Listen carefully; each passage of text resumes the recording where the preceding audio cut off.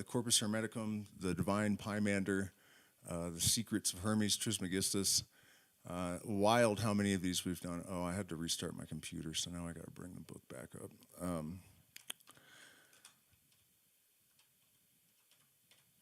Since I started this series, actually, a lot has come to light in support of a lot of the ideas that are being presented here. If you guys watched my marathon stream, you probably noticed that world-class neuroscientists and people like Michael Levin have started to make references to as above, so below. And it's no longer just sort of fringy, what did somebody call me today, a pseudo-spiritual hack or something like that.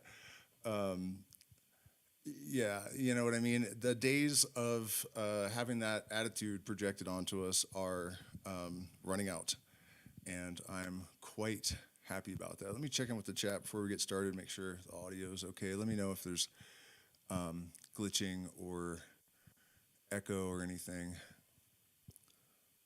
I mean, I can check myself, actually.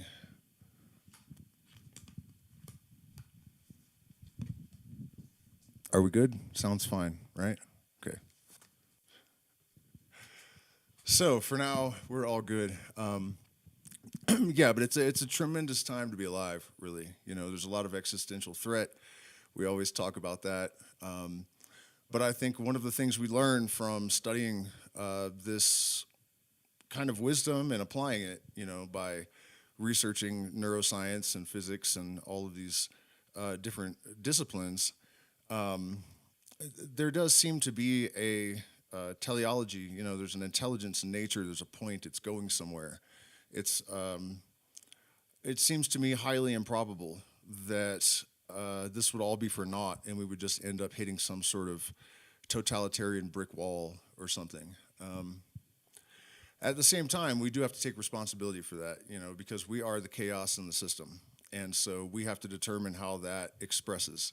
The overwhelming majority of all systems are strict order, and the chaos is distributed in those systems in such a way that it doesn't interfere with the function of the system, right? So this has kind of led me to greater wisdom. I used to be of the opinion that we needed to just burn it all down and start over. And the feasibility of that is not, it's not there. Or maybe even the wisdom of it.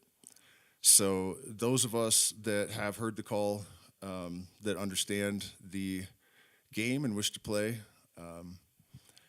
really have to start doing everything we can to contribute to the engineering of a new social structure and political structures. And the old world is rapidly changing. So get out of the new one if you can't lend a hand, as Bob Dylan said 60 years ago or something like that. All right, so speaking of wisdom, the 15th book is Hermes Trismegistus of Truth to his son Thoth. And that actually, I should continue my thought from the introduction there. Truth is self-substantiating. Truth is self-generating, right? There are shadows, but there are that which remains. And that is another thing that kind of gives us all faith that there is some sort of point to the evolutionary process, that this is going somewhere. Not only is it going somewhere, it's going somewhere good. And by good, we mean favorable to the production of novelty, favorable to the expression of the creative impulse and life in general. To greater personal freedom, mitigated by a greater sense of personal responsibility, So, truth. Of truth, O Thoth, is it not possible that man, being an imperfect white, let me blow this up a little more if I can. Yeah, there we go. Compounded of imperfect members and having his tabernacle consisting of different and many bodies, should speak with any confidence. But as far as it is possible, and just, I say, that truth is only in eternal bodies, whose very bodies are also true, The fire is fire itself only and nothing else. The earth is earth itself and nothing else. The air is air itself and nothing else. The water, water itself and nothing else. For our bodies consist of all these, for they have of the fire, they have of the earth, and they have of the water and air, and yet there is neither fire nor earth, nor water, nor air, nor anything true. This requires a little bit of unpacking, and it's there's a lot of like really interesting related concepts from the Western occult tradition that are kind of alluded to here. The elemental versions of fire and earth and water and air are not exactly the same as the physical elements. They are more in the nature of archetypal expressions, you know. And the whole holographic mind theory is gaining ground, I think.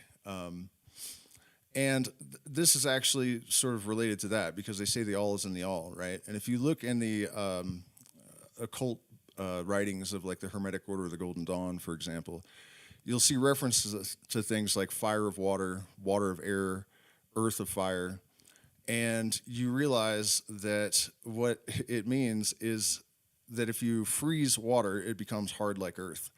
If you heat metal sufficiently, it will liquefy water of earth, and so on. You know, by applying oftentimes one element to another, you can get it to express the element that is not present, you know. This is also the great secret of alchemy, that by the interaction of two things of opposite qualities or a different nature, a third thing arises of a higher order, you know. And that is really applicable to our moment in history, right? Because we have all this potential that is aggregating massively. And then we have an equal quantity of threat. And as these two forces converge, something will emerge that represents progress, we hope. Was there something else I should say about that? Oh, yeah, actually, there in most ancient cultures, are actually three elements, and those are fire, air, and water, because earth is derivative of the others, right? And this is reflected on every level. In physics, we have the four fundamental forces of physics, although gravity is not really one of them. It's more of an aggregate or a byproduct of the function of the others, right? We also have this in music. The three fundamental triad tones of a chord, you know, the three notes of a chord, but the seventh is added, the fourth, but it's not really a fundamental tone, you know. So that all also is as above, so below kind of explained. So let's continue here. And if at the beginning our constitution had not truth, how could men either see the truth or speak it or understand it, only except God would? All things therefore upon earth, O Thoth, are not truth but limitations of the truth, and yet not all things neither, for there are but few that are so. But the other things are falsehood and deceit, O Thoth, and opinions, like the images of the fancy or appearance. And when the fancy hath an influence from above, then it is an imitation of truth. But without the operation from above, it is left a lie. And as an image shows the body described, and yet it is not the body of that which is seen, as it seems to be, and yet it's seen to have eyes, but it sees nothing, and ears, but it hears nothing at all. And other things hath the picture, but they are false, deceiving the eyes of the beholder, whilst they think they see the truth, and yet they are indeed but lies. As many, therefore, as see not falsehood, see the truth. If, therefore, we do understand and see every one of these things as it is, then we see and understand true things. But if we see or understand anything besides or otherwise, then that which is, we shall neither understand nor know the truth. This is a difficult one to manage in reality, because one of our great issues right now is that people have been heavily indoctrinated. They have been sort of trained to see some things and not see other things. And the reality is that as humans, we basically are the same. We're different, but we're the same, right? And if these mirages were resolved and dissolved, it would be very easy for people to see the truth. The truth is self-substantiating. You know, it's obvious. It's unless it is concealed deliberately, it shines as bright as the light of the sun. And unfortunately, there's a lot of effort being put into keeping people focused on their myths. People don't live in their realities, they live in their myths, as Robert Anton Wilson. They tolerate their realities and live in their myths, I think is the correct quote from Mr. Robert Anton Wilson. The resolution to that, interestingly enough, I think comes indirectly. You know, it is not necessary to free someone from their political bondage, you know, their political indoctrination, by confronting them directly. If they're willing to observe and learn about psychology and natural processes and a whole host of things, that revelation of truth will serve to inform their perceptual apparatus in such a way as they can see the truth everywhere, you know? So, and this is really important because when people are carrying a lot of cognitive dissonance and you confront them, you will not get a good reaction whether you're right or wrong. It doesn't matter. But if you can direct their attention to something that is not as confrontational, that exhibits truths in a way that is, you know, applicable here, it'll sort of transfer in their processing. Let me check in with the chat again and see how you guys are doing. Fine, I guess. All right. Where were we at? Is truth therefore upon earth, O Father? Hermes says, thou does not miss the mark, O son. Truth indeed is nowhere at all upon earth, O Thoth, for it cannot be generated or made. But concerning the truth, it may be that some men to whom God will give the good seeing power may understand it.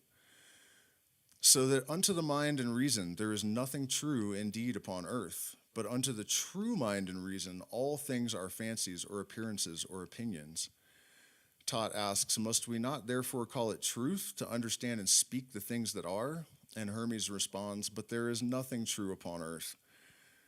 Thoth asks, how then is this true, that we do not know anything true? How can that be done here? And Hermes responds, O son, truth is the most perfect virtue and the highest good itself, not troubled by matter, not encompassed by a body, naked, clear, unchangeable, venerable, unalterable good. But the things that are here, O son, are visible, incapable of good, corruptible, passable, dissolvable, changeable, continually altered, and made of another. This kind of attitude bugs me a little bit, that like everything, it's kind of similar to, you know, Gnosticism. And generally Hermeticism is considered more neutral about the demiurgos and life and creation.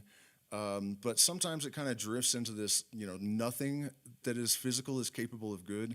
I think that's a bit dramatic, and I don't know that it's even a healthy attitude to have. I mean, I kind of know what he means, but it's, you know, that attitude. Also that, you know, you need some special sight conferred by God in order to perceive reality as it actually is. I think it may seem that way sometimes because people are so heavily indoctrinated and they're running on the animal soul, the level of their awareness, you know, so much. But I also strongly disagree with that. I think that any consistent exposure to truth will sort of inculcate it in people and allow them to perceive it more easily. And it's, what's it called when, you know, like a snowball gets bigger and bigger, like it aggregates and accelerates exponentially. Once the person has been pushed off the cliff, they discover they have wings, generally. the things therefore that are not true to themselves, how can they be true? For everything that is altered is a lie, not abiding in what it is, but being changed, it shows us always other and other appearances. Is not man true, O Father? As far forth as he is a man, he is not true, Son. For that which is true hath of itself alone its constitution, and remains and abides according to itself, such as it is. But man consists of many things, and doth not abide of himself, but is turned and changed, age after age, idea after idea, or form after form, and this while he is yet in the tabernacle. And many have not known their own children after a little while, and many children likewise have not known their parents. Is it then possible, O Thoth, that he who is so changed as is to not be known should be true? No, on the contrary, he is falsehood, being in many appearances of changes. But do thou understand the true to be that which abides the same and is eternal? But man is not ever therefore not true, but man is a certain appearance, and appearance is the highest lie or falsehood. One reflection of this that is helpful, I think, reflection, of course. Light is unchangeable. At the speed of light, there is no time, so it is eternal. And it reveals all, right? And then everything is light in a standing wave, too. So once you understand the nature of truth, as I was referring earlier to, you look at different systems and you see it. If you take a ball at the same velocity, consistent, and spin it around a circular track and look at it from above, or if you look at it from the side, it appears to be like like it's rolling in a straight line, right? And the equation that describes this basically gives a wave pattern. There's too much to really go into I don't even know if that's clear enough, but there is some correlation there in the function of these objects, in my mind at least, between the point wave or particle wave duality of light and also the fact that anything that is whatever something is constructed of, right, it will function in accordance with its true substance, So that's just kind of a clue, I guess, as to how this kind of thinking is applied. And then also it brings us to the fundamental purpose of hermetic ritual magic and all of the fraternities, and really anyone that is really, really smart throughout history has said this in one way or another. That the discovery of the true will and the development of the capacity and the discipline to execute that will are the primary thing of importance. And the idea is basically just the same as what he's saying, that there is within all of these things that are false and that change and that have appearances and decay and dissolve, there is some fundamental thing that is eternally true. And that is the primary focal point, for anybody that has wisdom, I guess.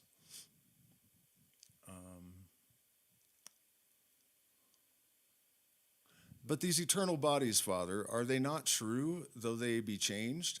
Everything that is begotten or made and changed is not true. But being made by our progenitor, they might have had true matter. But these also have in themselves something that is false in regard of their change, for nothing that remains not in itself is true. What shall one say, Father, that only the sun, which besides the nature of other things is not changed but abides in itself, is truth? Did we do this one last week? I'm starting to feel like we already did this. I know I started it. I thought I started it and then went back thinking it would be better to start it from the beginning. But I'm starting to worry that we actually did this one last time and I didn't check. If so, it's probably different this time. Only the sun has not changed. It is truth, and therefore is he only entrusted with the workmanship of the world, ruling and making all things, whom I do both honor and adore his truth. And after the one and first I acknowledge him the workman. What therefore dost thou affirm to be the first truth, O Father? The one and only, O Thoth, that is not of matter, that is not in a body, that is without color, without figure or shape, immutable, unalterable, which always is, but falsehood, O Son, is corrupted. And corruption hath laid hold upon all things on earth, and the providence of the true encompasseth and will encompass them. For without corruption there can be no generation consist. Oh yeah, I think that's where we stopped last time, maybe.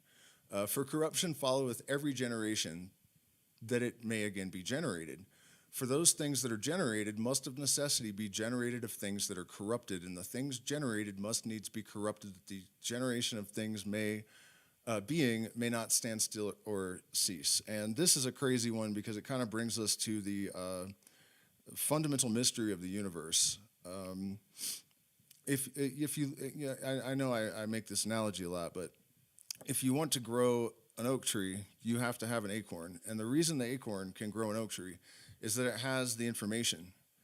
It's happened before, And on a universal scale, most physicists believe that information is not lost at the quantum level, but it is at the thermodynamic level. So that would suggest that all of these things that are developing in the universe, each individual person, every single constituent of it, the programming was already in the seed of the thing when it generated. The problem with this, of course, is if there was a beginning, where did the information come in the first place? And the only answer that I can come up with that isn't in violation of any of these principles is that it started very basic, and there are fluctuations even at the tiniest quantum level. And over, lots and lots of cycles, those variations led to slight changes that allowed for development, So it is true that the universe just cycles like this and, expands, collapses, basically, as the Kabbalah described. But it would be totally pointless if there weren't some sort of changes, right? I mean, it would just be hell, really, doomed to repetition. And so, yeah, that's what I think about that.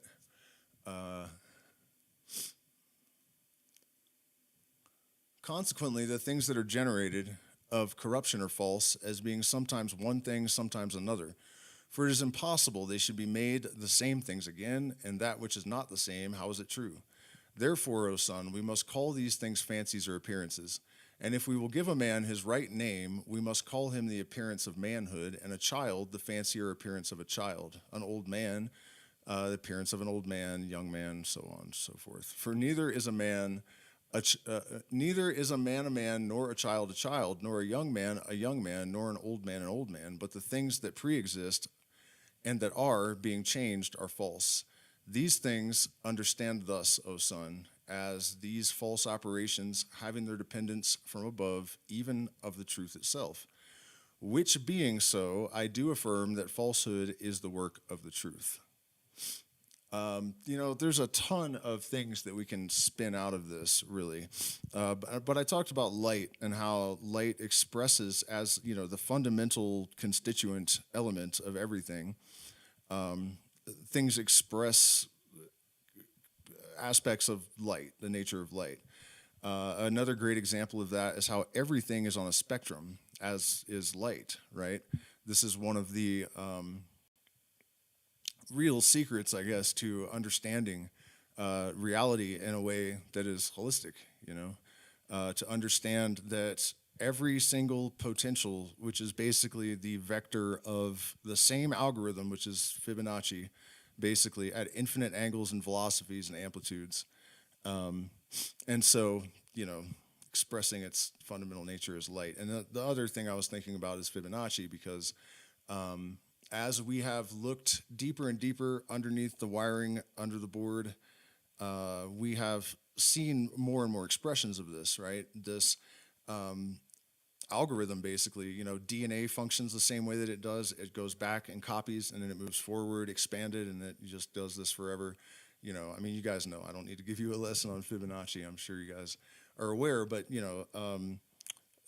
financial markets can be fairly well predicted with it. You know what I mean? It's this one underlying function that is the truth, and yet it generates all of these different things that aren't really the truth. That pattern is the truth. all of the other stuff that it generates also decays. But apparently it's eternal and consistent and everywhere, and so I'll check in with the chat again and see how everyone's doing. How's it going? Greetings from, are you saying from Tennessee? Yeah. Nice. Down south. I'm from the south. Basically Virginia originally. Oh man, did I just close the thing? Let me open that back up. By the way, you guys, we are still working on our fundraising efforts, so please, I started to write that. Please like the videos, consider subscribing, turn on your bell notifications. You can make one-time contributions to the channel.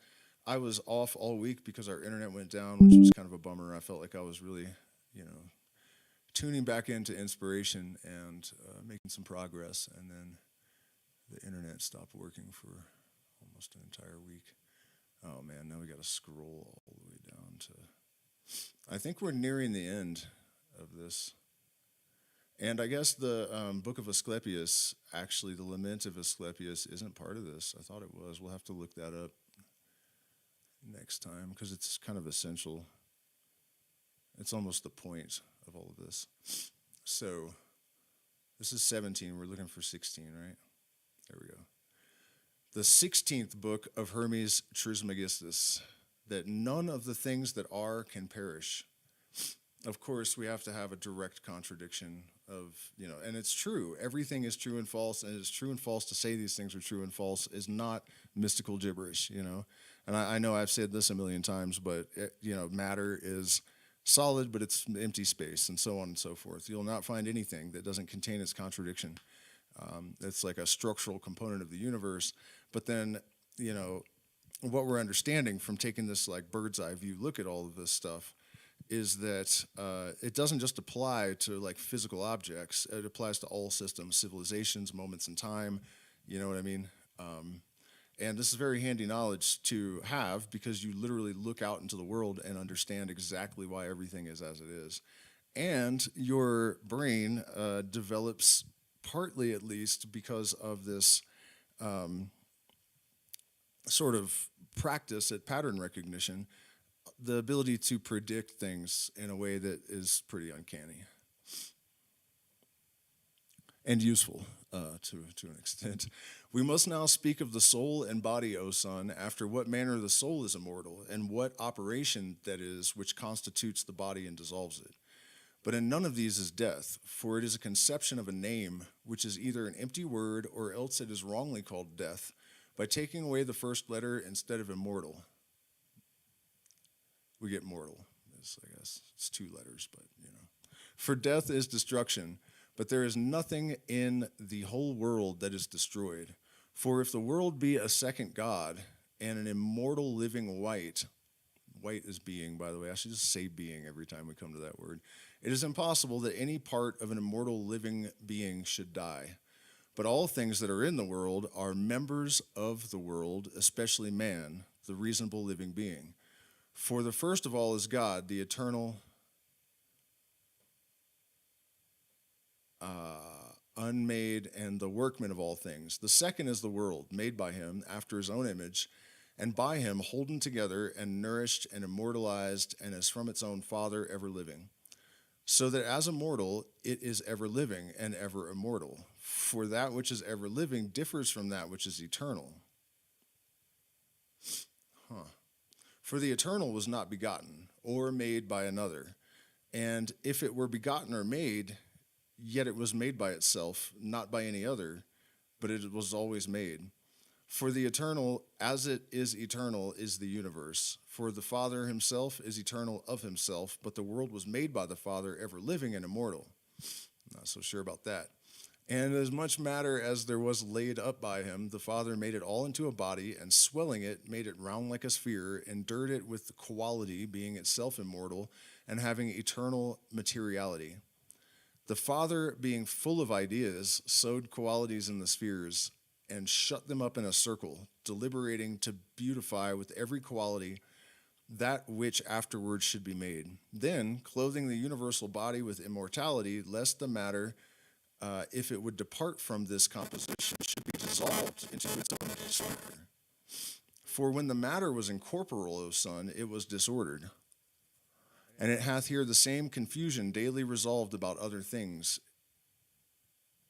Endued, I think it should say imbued with qualities in point of augmentation and diminution, which men call death, being indeed a disorder happening about earthly living beings.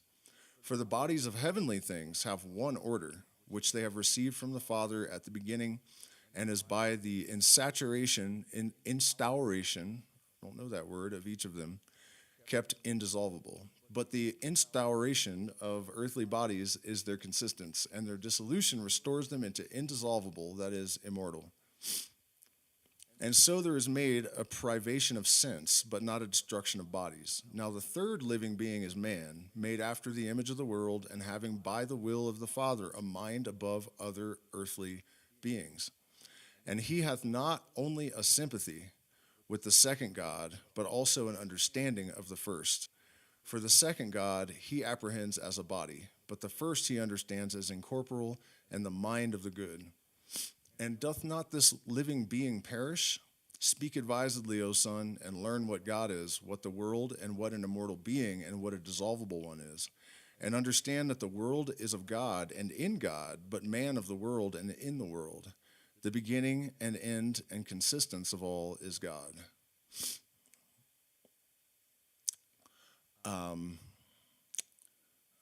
Asclepius. Let's see how much more we have.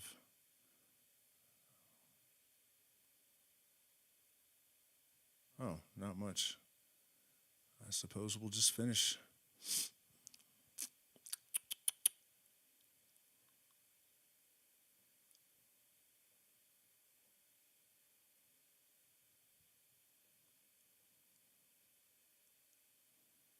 How did I get lost here?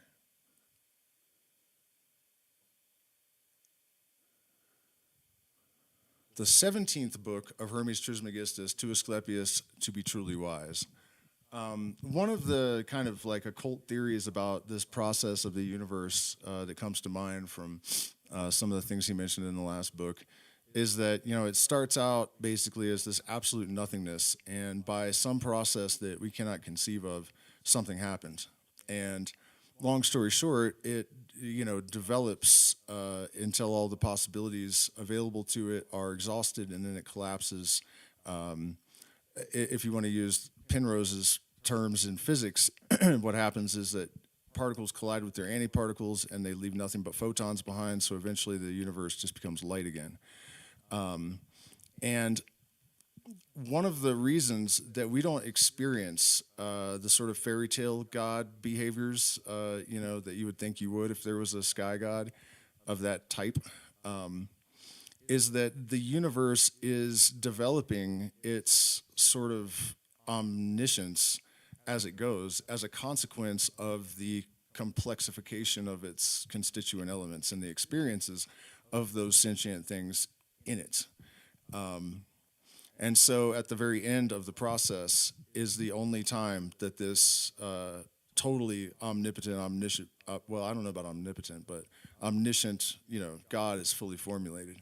And that idea actually is present in several different religions and now physics, maybe.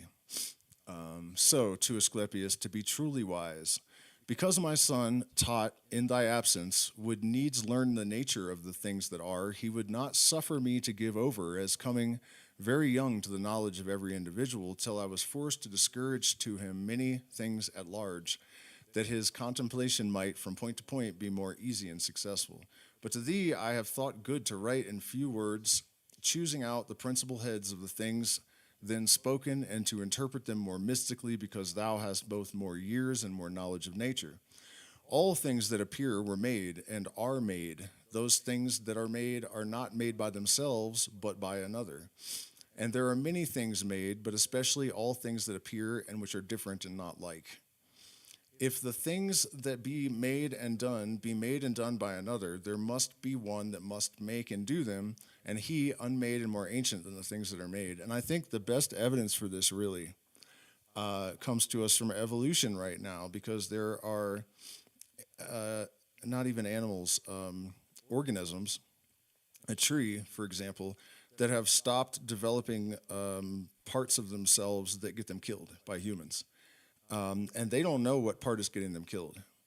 That means that there's some intelligence that does understand that has some sort of oversight in the process of evolution. There's no way around it.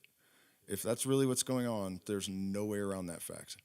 So, kind of a huge development that is being either completely ignored or deliberately suppressed. And that is awfully convenient for the overlords, because their biggest nightmare is that everyone becomes illuminated. And the fact that people are so quick to disregard things that are paradigm shifting, they really don't even have to try that hard to suppress it. People just like roll their eyes and think you're an idiot. Even well after science, I was told in junior high school, which was 97, that it was impossible to transmute elements. And that happened in 1983 in a laboratory for the first time. It's mind-blowing that things like that can take 14 years. I don't know when schools stopped teaching that wasn't possible. And really, when physicists observed that particles could be changed to other particles, and they literally call it transmutation to this day from alchemy, they should have known that if particles can be transmuted, then elements can too. This isn't hard. And again, this is when I talk about how if science had not been so arrogant and had inculcated this kind of thinking, they would have made a tremendous amount more progress much more rapidly. It really has been a sort of tragic condition of our reality for the last 150 years that this has been the case. I've even heard several modern physicists, when asked, say that Newton was the greatest genius in human history, more than Einstein or anyone else. And he was all about alchemy and and other things that these guys would probably roll their eyes at. And it's like, okay, does it make sense to you that you don't take this guy seriously unless he's conforming to your ontological model or whatever the hell? Right, a little bit dildos. If the things that are made and done be made and done by another, okay, we read that. For I affirm the things that are made to be made by another, and it is impossible that of the things that are made, any should be more ancient than all, but only that which is not made. He is stronger and one, and only knowing all things indeed, as not having anything more ancient than himself.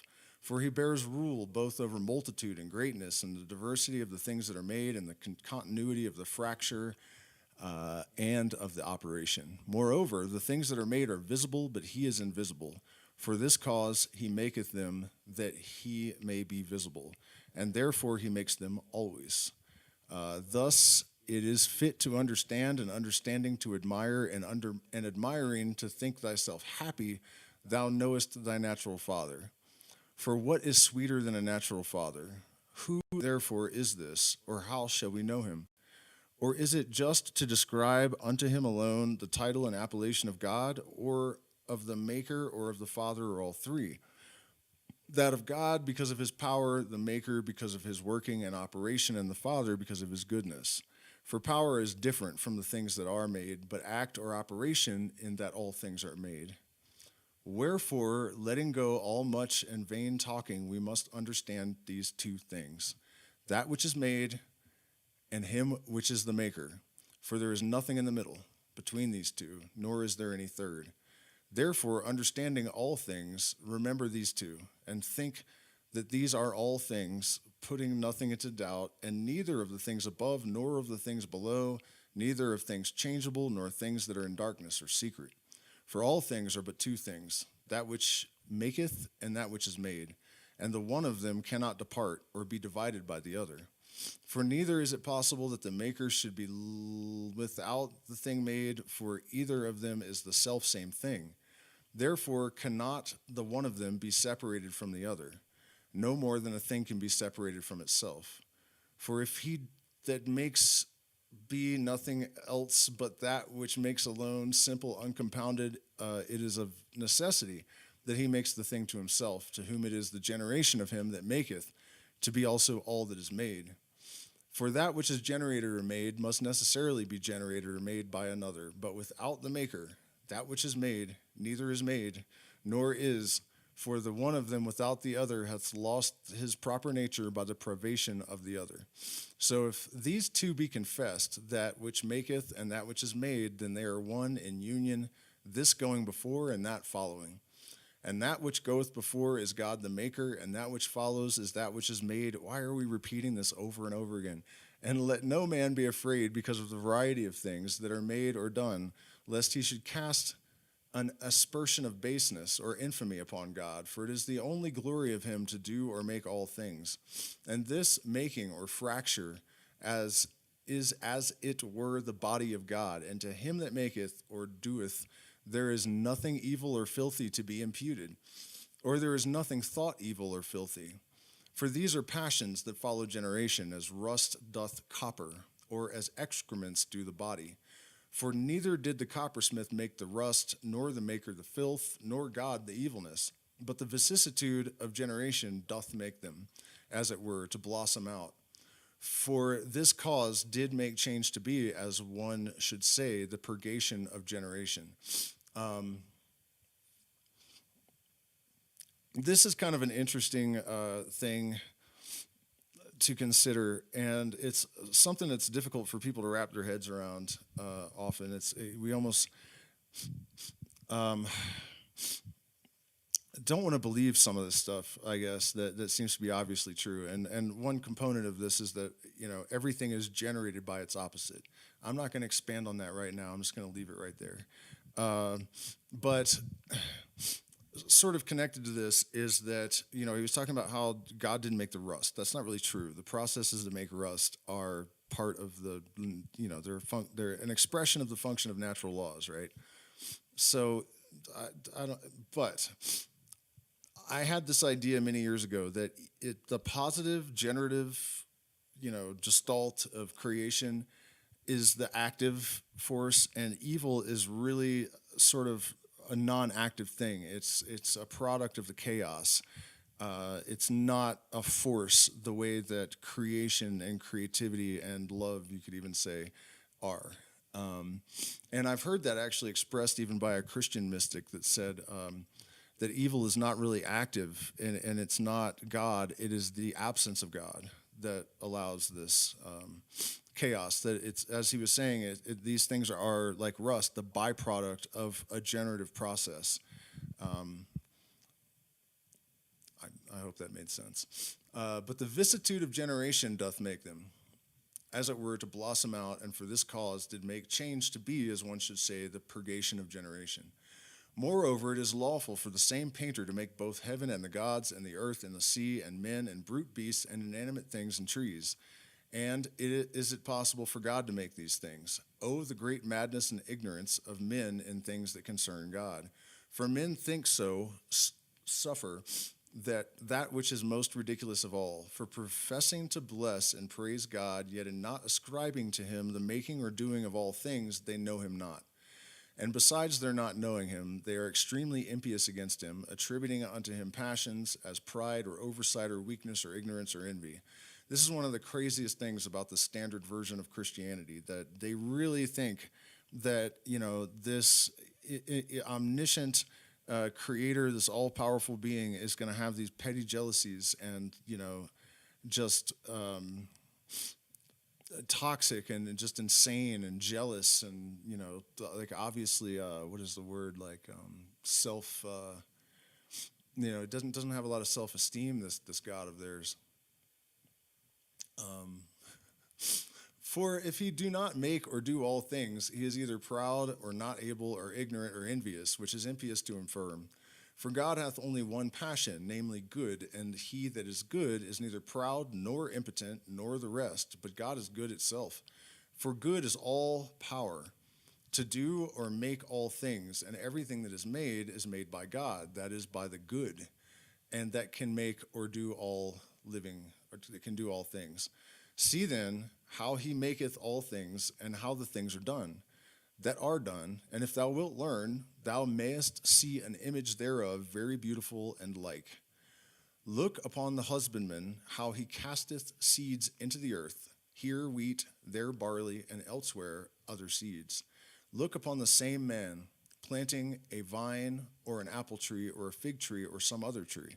So doth God in heaven sow immortality in the earth, change in the whole life and motion. And these things are not many, but few, and easily numbered, for they are all but four. God and generation, in which are all things. They are all but four. The four fundamental forces of physics, the four elements, the four directions, the four archangels, the four legs of this chair.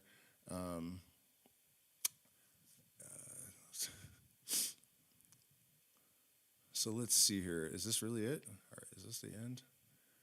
Because if it's not, then I'm going to finish. No, looks like these are all blank pages. So, to whom it may concern, students of the occult science, searchers after truth, and theosophists who may have been disappointed in their expectations of sublime wisdom being freely dispensed by Hindu Mahatmas are cordially invited to send in their names to the editor of this work, when, if found suitable, can be admitted after a short probationary term as members of an occult brotherhood who do not boast of their knowledge or attainments, but teach freely and without reserve all they find worthy to receive. So this would probably have been the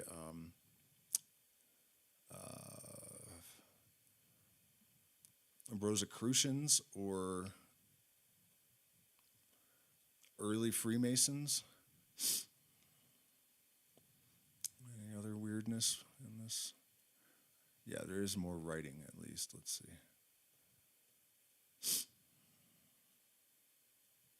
I don't know if any of this is... Oh, wow. Yeah. We should look for some of this stuff, actually. Hermes, Virgin of the World, companion volume to the Divine Pymander, Magnetic Magic. Eliphas Levi was one of the people that Crowley claimed to be a reincarnation of, and also he's the one that, the image of Baphomet. Key to the Grand Mysteries, Magic Unveiled by Baron Dupotet. I've never heard of him. What else do we got here?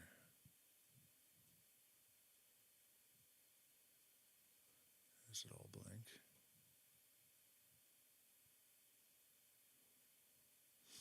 Yep. That's a wrap, guys. That is the end, my friends. Let's discuss maybe a little bit. Let me fix my screen up so it's a little bit prettier. How do we do that? This thing here.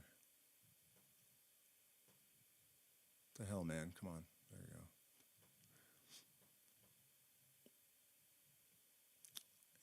And what else?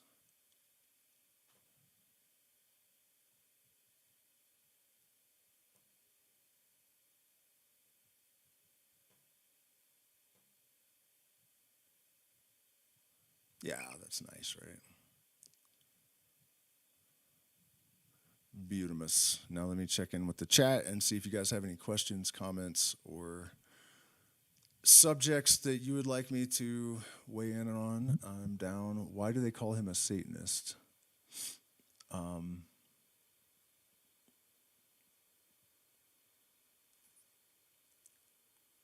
Who? Yes, I've heard of the Silva method. I actually knew a guy whose father worked directly with him. It was really strange guy, actually.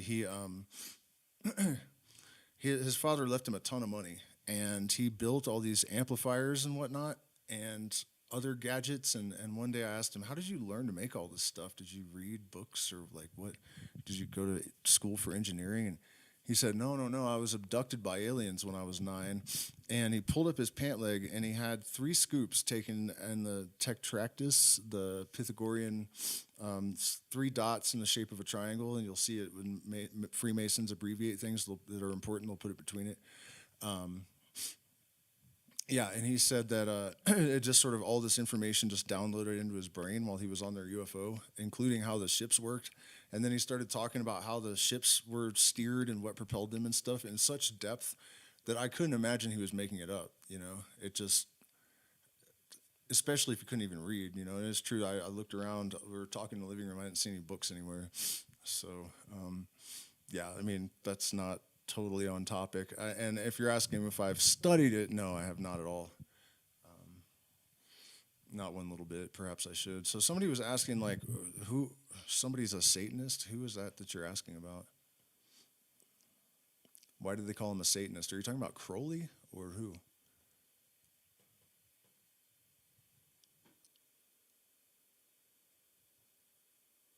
All right, well, I see other questions. Is the true light of God an unseen light, and the light that we see is a source of information?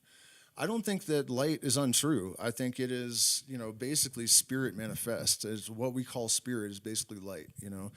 All the descriptions that we get from great mystics and, you know, prophets and whatnot of the highest states of consciousness or God itself is light. And, you know, Jesus in the Bible, of course, he took this from Hermes, whoever wrote the Bible.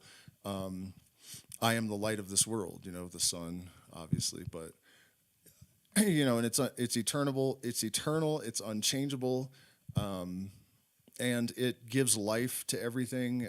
You know, I don't know how untrue you could frame that. And the rest of the light that exists in the universe is possibly of a higher order in some sense. You know, I've often suspected that when you take psychedelics and you turn the filter in the nervous system down, and you see these, everyone sees them the same way, and I know this because graphic designers have made them, and you know that's exactly the same colors, same, you know, everyone sees this the same way, which suggests it's there. Like if you look out into the jungle and you see a jaguar and you have 10 people with you and you're like, what is that? Everyone says jaguar, then you're like, okay, it's really there.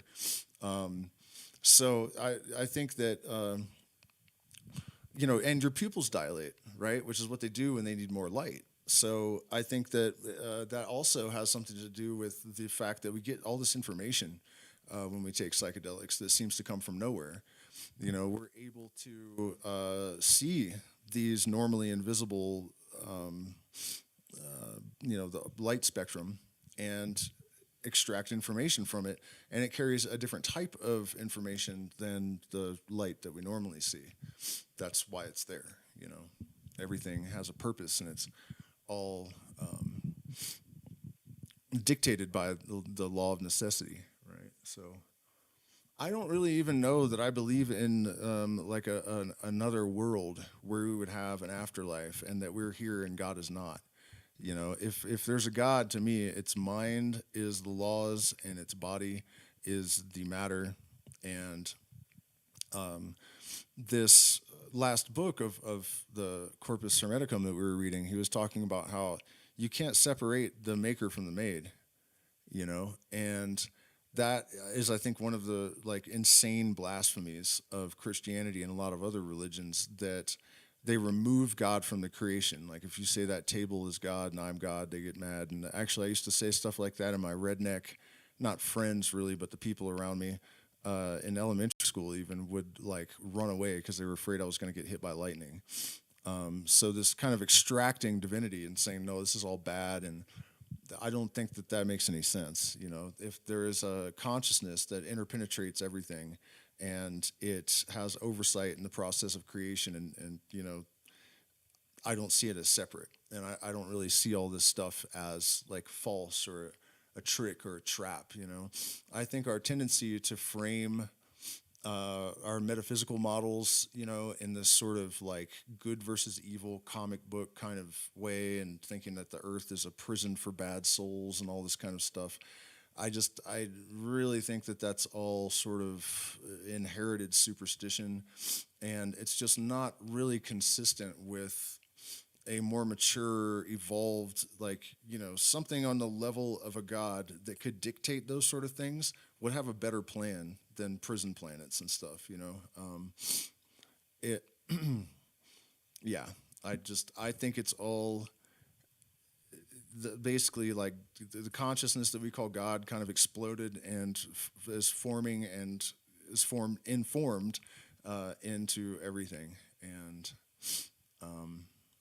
I don't really believe in even deceptive like intelligences, because if we really had a bunch of demons and like evil spirits trying to sabotage us all the time, we would have been gone a long time ago. We have no defense against that. You wouldn't be able to see it coming. There's nothing stopping them all day. No one would ever be safe, even for a moment, in their own bed. I don't really believe in false lights. There's the light, and that's it. If there's any false light, it's human delusion and misperceptions and misapprehensions. It's not some diabolical demon that's trying to lure you into some false path too. And the thing about that idea, it's really strange to me how paranoid people get about that, about being lured down a false path. If you don't know right from wrong enough to be able to tell if some idea is not helpful or even evil, that what I'm getting at is this idea from Christianity, or I'm sure other religions have it, like Islam. This is the name of God. You have to do these things this way. You have to wear this thing, and you got to flop around on the ground 6 times a day at this time, and you know what I mean, like. This idea that like somewhere there's a true path and everyone that doesn't find it is fucking damned. That's kind of true, but it's just the truth that you need to find to elevate yourself above the potential for this kind of suffering and misery. It's not, I really don't think it's about like figuring out which like fairy tale to have faith in.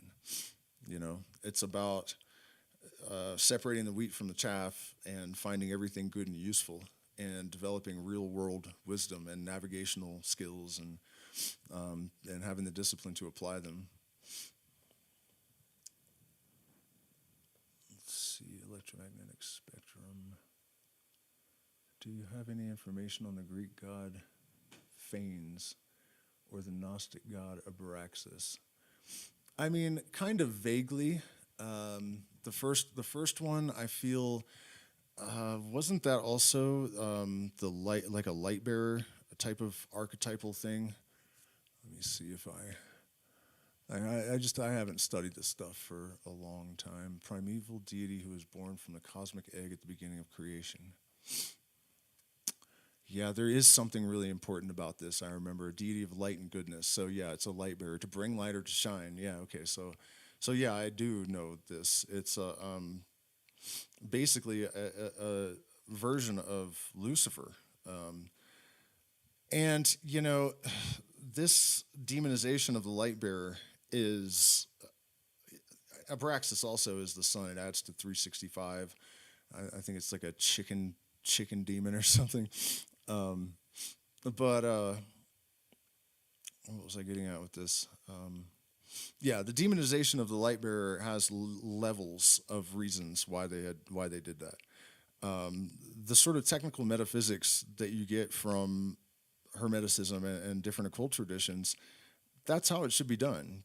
Faith is not helpful. Certainty is what you're looking for. And when you look around the ancient world, everyone knew that the sun was projecting our life and light and consciousness, that our soul was connected to it. It's even in the language. S-O-U-L and S-O-L, for the sun, and you put U in there in the cosmic intelligence, and then you get an individual soul instead of the S-O-L, the sort of general consciousness. And throughout the world, you notice other things too, that like the relationship between gold and light and stars was understood by every major indigenous culture that I can think of, from North America, Central America, South America, at least, the big ones like the Inca, obviously throughout the Middle East and whatnot. So what bears the light? the sun. And one of the objectives that the Roman consulate had in mind when they were engineering these religions, Christianity specifically, is that they wanted to make sure that people didn't reconnect with those real fundamental truths, because they're very empowering and liberating, and it's not really possible to exert influence over people that are legitimately connected to the universal mind. It just can't be done. And so, that's the reason for wrapping the truth in myth, which actually I think it was Pope Benedict XV, said, we wrapped the truth in myth for the people. That's why Jesus walks on water like light sparkles on water. That's why I am the light of the world, and all that kind of stuff. The morning star is Venus, but it's also the sun. And even Lucifer, there's a clue to this given in the fact that how hast thou fallen from heaven, Lucifer, O morning star? In Ezekiel, the same sentiment reappears, or is the name is applied also to Jesus by himself, because he's saying, I'm the sun, really. I am the bright and shining morning star. Yeah. So, but there's more really to this, because the serpent in the Garden of Eden, right, was telling the truth. And nowhere in that book, as far as I know, does it actually equate in the original Hebrew, does it equate the snake with the devil? This is something that was done after the fact. And the snake told the truth. He said, if you eat of this, Syrian rue and acacia and trip balls and know all the stuff that Elohim knows, thou shalt not die. Thou shalt live and know as Elohim does. And they ate of the tree and they did not die. And, and here comes Elohim again, all pissed off, like, wait, I told you under threat of death that you were to remain ignorant. Excuse me? What? This is the good guy? So, in a sense, I think the demonization of Lucifer was the demonization of consciousness itself, and a deeper level of the Lucifer myth. And if you guys watched I think it was the first episode of this Hermes thing, it becomes really obvious that Hermes knew that matter was light in a standing wave. He basically says that, there's lots and lots of information evidence at this point that certain groups of mystics back in the day knew a whole lot of things about physics that couldn't be known. Even the idea of an atom is 2,500 years old. But you look at the Kabbalah and how light becomes matter and matter becomes light again at the end of the process, in the tree of life diagram. Now we have Penrose with his CCC theory that suggests that that's exactly what happens, and so on and so forth. So another version of this is that the light bearer is also an oscillating wave. It's a light wave. And that is the root of our consciousness, right? So if you had this eternal nothingness in the beginning, and suddenly there's this like impulse, right? This light, and it wants to do stuff. This eternal nothingness, that is rebellion against that. They turned it into a sort of an allegory, because it wasn't really like getting up in God's face and being like, bitch, I'll do what I want. You know what I mean? It was just that anything that had any kind of function or motion or light or stain or shape or anything went against this eternal perfection. And so it descended into matter, and the other ones followed it, right? Because they all also became more dense. And that's also what is meant by the demiurgos, that there's this eternal perfection that is changeless, and it's always there, and it's basically like nothingness. And then there's this other impulse that through the symmetry of the oscillations of the wave compelled the primordial soup to symmetry and order, right? So this other thing, this light bearer, you could say, is really the creator of this world, and the true God has nothing to do with it. That's the reality that lies behind all of these myths, I think. So, see what else you guys got for me.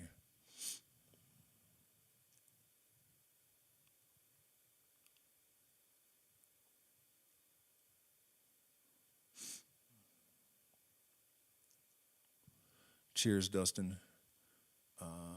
Trying to scroll through for we can use the demiurge to evolve the plane. Well, it is the demiurge. You know, the whole thing is just made out of it, basically. Check the other chat for questions also.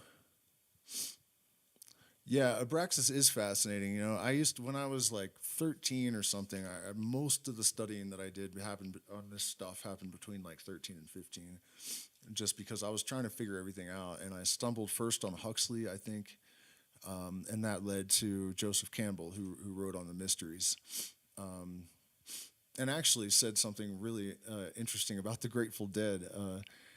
He had traveled the world for, decades, almost a century probably, really, and he was looking for evidence that of real natural magic, amongst other things, but that was on his list. And he was a very straight guy, at least by appearances. I'm sure he tried psychedelics plenty. But, he was a Harvard intellectual, one of the great minds of that century, and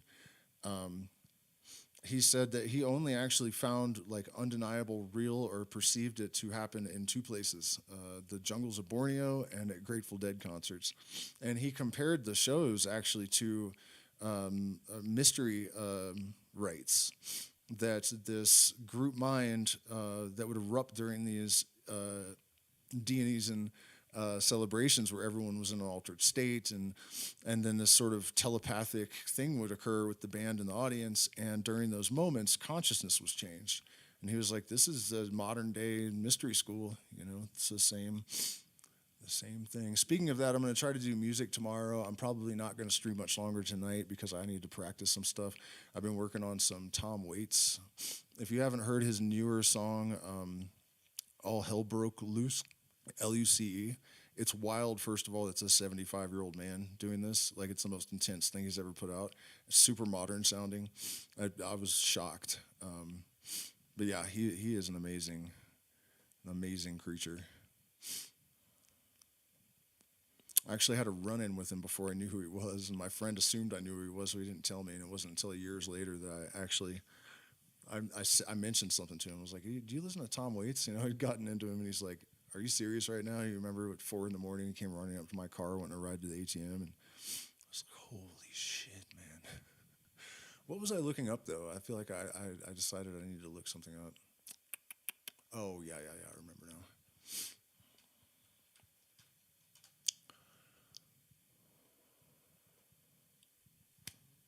Fuck was that? Let's see.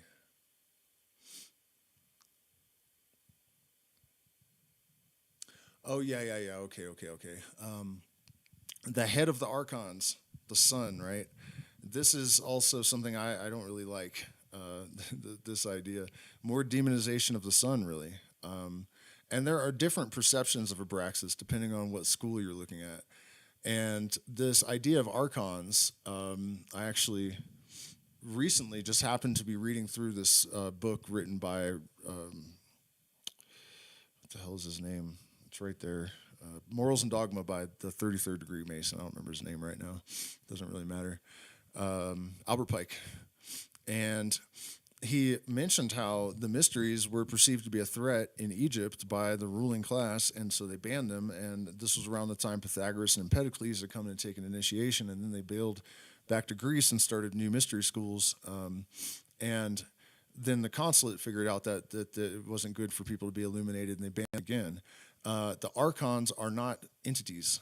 The archons were the magistrates that were sent into the mysteries in order to sabotage and steal secrets in order to construct Christianity and whatnot.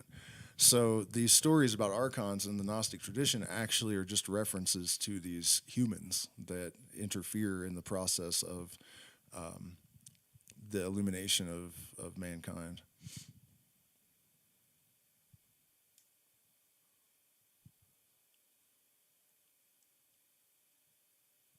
Yeah, there's a lot of different interpretations of Abraxas. There's the heretical version, which got people in a lot of trouble, where they said that he was good, and but again, the current historical or generalized perception is that It was the evil head of the archons. So it's another case of demonizing sun worship. Long story short.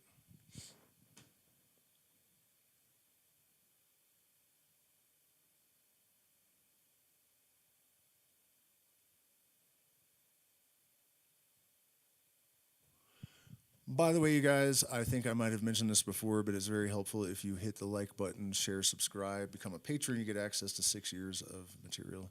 What do you think of Stevie Ray Vaughan? Well, that's way off topic, but I will answer you. Don't think it will ever be possible for consciousness to switch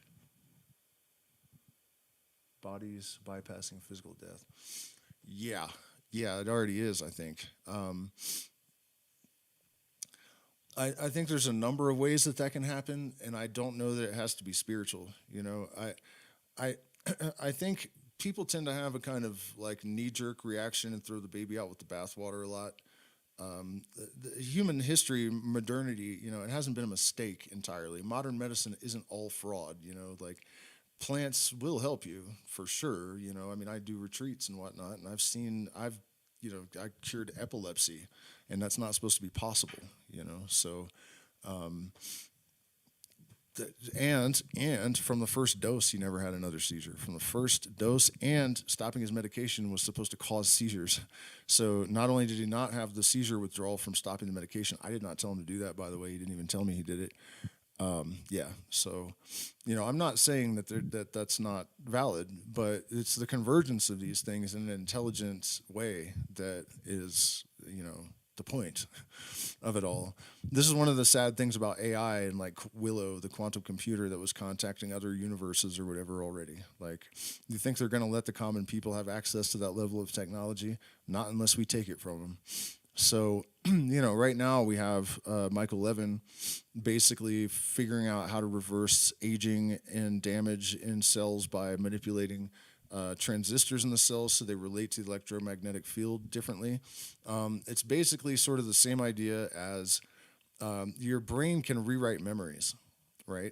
So that's basically what he's doing, is changing how they read the memories in the field around you.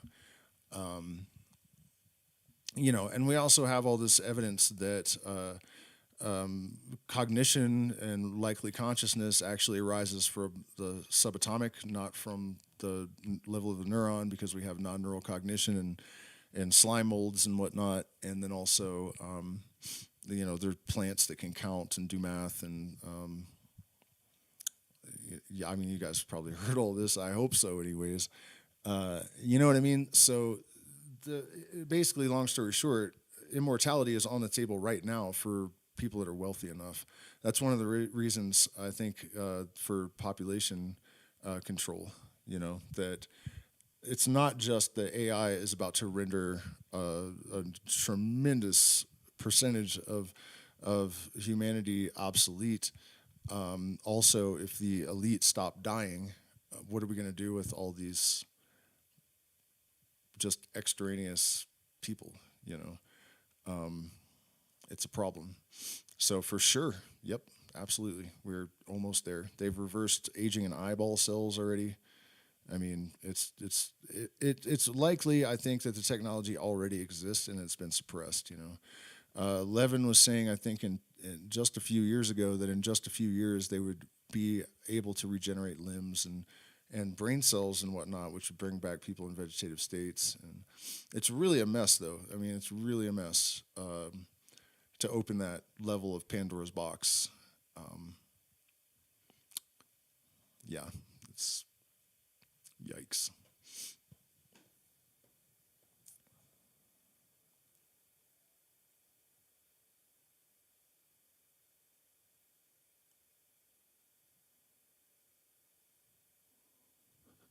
Use AI to switch bodies. Well, oh yeah, the Stevie Ray Vaughan question. All right, yeah, I'll answer that, even though it has nothing to do with anything. I mean, it does, because I'm playing music tomorrow, I guess. I've never been a huge fan, although his cover of that Hendrix song is incredibly difficult to play and really brilliant. Which one is it? Well, she's walking, or whatever. What the fuck is it called? Anyways, you probably know what I'm talking about. It's probably his most famous song, written about his mom. That's amazing. And, you know, I mean, in a way, I think just like the boomer generation in general was way too impressed with people that could just play basic blues riffs. You know, a lot of what he did was just, I mean, I have a guitar right there. It's just like the same pentatonic blues pattern, playing the same Albert King and BB King and Freddie King and, you know, who was that guy before Hendrix, Buddy Guy. You know what I mean? Like, he just really was just recycling all this stuff, but he did it with an energy that, you know, very few people have. So, you know, it's not my thing, and I'm not super impressed by it in general, but I have heard live performances where the energy coming off of that guy was fucking terrifying, like so powerful that it's hard to believe it's real. So in that sense, you know, I'd probably go see him live, but I wouldn't like sit around listening to him. Just my honest opinion. Did I asked you guys to join the Patreon and whatnot? Yeah, I sure did. That's very helpful when people do that. Hey, it looks like someone did. Thank you, whoever that was. I'll give you a shout out next time. So, do we have any more questions or Little Wing? Yeah, that's correct. Yep. Yeah, it's just never been my thing. You know, like I've never really listened to Hendrix even that much. You know, it's not my style. When it comes to psychedelic music, I think the Grateful Dead pretty much win the whole game, like absurdly.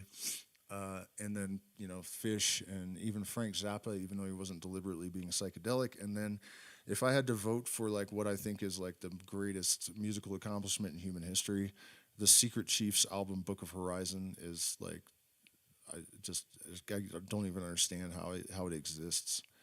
And then Book M, people say, is also really good, but I didn't really think it was as good as Book of Horizons. But I'll eat some mushrooms on Sunday and I'll listen to it all the way through. Maybe I'll have to report back with a different perception. So I'm starving. I don't know why. I just ate dinner before I came up here. So I'm going to get off of the internet, and then tomorrow we are having our Discord chat. So if you're a patron at the $10 tier or higher, please try to come because it's always a blast. And highly intelligent, highly interesting people, and weird stuff even manages to happen in there. The other day, somebody mentioned the devil, and then one of us logged in right at that moment, and their icon is Baphomet, like speak of the devil and he appears kind of thing. It was wild. But yeah, so 3 o'clock Eastern time tomorrow, that's happening. And then tomorrow night, I'm going to stream. Last time I said I was going to play every song I knew until I, was done, and that was stupid because it turns out there's way too many of them. But I think I played 7 hours, and the sound is a lot better. I'm adding new songs, and I'm going to try to go through everything without repeating over the course of these marathon streams. So join us. Thank you for being here. Hit the like button, share, subscribe, consider becoming a patron, and I will see you